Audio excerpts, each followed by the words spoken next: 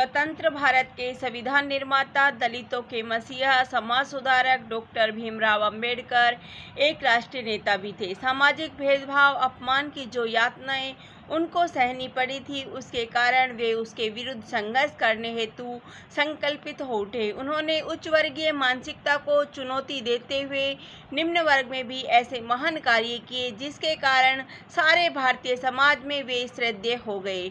Doctor Ambedkar का जन्म 14 अप्रैल 1891 को महू, इंदौर, मध्य प्रदेश में हुआ था। उनके बचपन का नाम भीम सकपाल था। उनके पिता रामजी मौलाजी सैनिक स्कूल में प्रधानाध्यापक थे। उन्हें मराठी, गणित, अंग्रेजी का अच्छा ज्ञान था। भीम को भी यही गुण अपने पिता से विरासत में मिले थे। उनकी माता का नाम भीमाबाई था। अंबेडकर जिस जाति में पैदा हुए थे वह बहुत निम्न व हेय समझी जाने वाली जाति थी।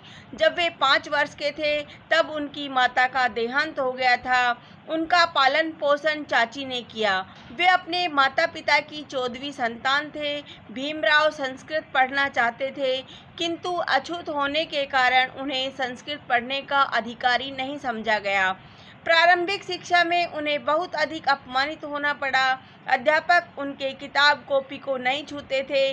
जिस स्थान पर अन्य लड़के पानी पीते थे वे उस स्थान पर नहीं जा सकते थे। कई बार उन्हें प्यासा ही रहना पड़ता था। इस प्रकार की छुआछूत की भावना से वे काफ़ी दुखी रहा करते थे। एक बार तो भीम तथा उनके दोनों भाइयों को बैलगाड़ी वाले ने उनकी जाति जानते ही नीचे धकेल दिया। ऐसे ही मकान की छत के नीचे बारिश से बचने के लिए वे खड़े थे तो मकान मालिक ने उनकी जाति जानते ही कीचड़ सने पानी में उन्हें धकेल दिया। अछूत होने के कारण नाई भी उनके बाल नहीं काटता था। अध्यापक उन्हें पढ़ाते नहीं थे। पिता की मृत्यु के बाद बालक भीम ने अपनी पढ़ाई पूर्ण की। वे एक प्रतिभाशाली छात्र थे, अतः बड़ौदा के महाराज ने उन्हें 25 रुपये मासिक छात्रवृत्ति भी दी। 1907 में मैट्रिक व 1912 में बीए की परीक्षा उत्तीर्ण की। बड़ौदा के महाराज की ओर से कुछ मेधावी छात्रों को विदेश में पढ़ने की सुविधा दी जाती थी, सो अंबेडकर को यह सुविधा मिल गई। अंबेडकर ने 1913 से 1917 तक अमेरिका और इंग्लैंड में रहकर अर्थशास्त्र, राजनीति तथा कानून का गहन अध्ययन किया। पीएचडी की डिग्री भी यहीं से प्राप्त की। बड़ौदा नरेश की छात्रवृत्ति की शर्त के अनुसार उनकी 10 वर्ष सेवा करनी थी। उन्हें सैनिक सचिव का पद दिया गया। सैनिक सचिव के पद पर होते हुए भी उन्हें काफ़ी अपमानजनक घटनाओं का सामना करना पड़ा। जब वे बड़ौदा नरेश के स्वागतार्थ उन्हें लेने पहुंचे तो अछूत होने के कारण उन्हें होटल में नहीं आने दिया। सैनिक कार्यालय के चपरासी तक उन्हें रजिस्टर तथा फाइलें फेंक कर दे। कार्यालय का पानी भी उन्हें पीने नहीं दिया जाता था। जिस दरी पर वे चलते थे अशुद्ध होने के कारण उस पर कोई नहीं चलता था। अपमानित होने पर उन्होंने यह पद त्याग दिया। बम्बई आने पर भी वे छुआछूत की भावना से उन्हें छुटकारा नहीं मिला। यहाँ रहकर उन्होंने वॉर एट लॉ की उपाधि ग्रहण की। वकील होने पर भी उन्हें कोई कुर्सी नहीं देता था। उन्होंने कत्ल का मुकदमा जीता था।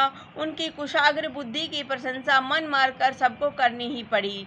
बचपन से लगातार छुआछूत और सामाजिक भेदभाव का घोर अपमान सहते हुए भी उन्होंने वकालत का पेशा अपनाया। छुआछूत के विरुद्ध लोगों को संगठित कर अपना जीवन से इसे दूर करने में लगा दिया। सार्वजनिक कुओं से पानी पीने व मंदिरों में प्रवेश करने हेतु अछूतों को प्रेरित किया। अंबेडकर हमेशा यह पूछा करते थे कि क्या दुनिया में ऐसा कोई समाज है जहां मनुष्य के छूने मात्र से उसकी परछाई से भी लोग अपवित्र हो जाते हैं। पुराण तथा धार्मिक ग्रंथों के प्रति उनके मन में कोई श्रद्धा नहीं रह गई थी।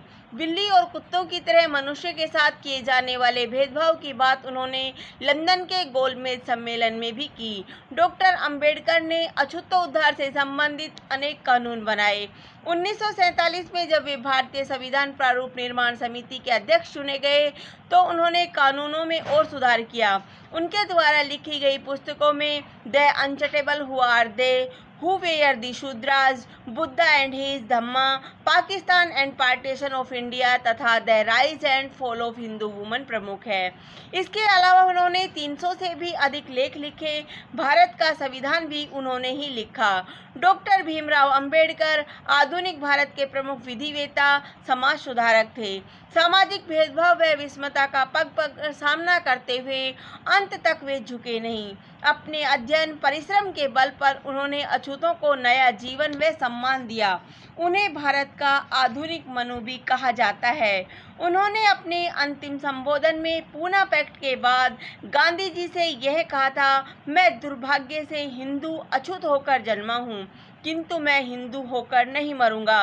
तभी तो 14 अक्टूबर 1956 को नागपुर के विशाल मैदान में अपने 2 लाख अनुयायियों के साथ उन्होंने बौद्ध धर्म ग्रहण कर लिया। धन्यवाद। जय हिंद।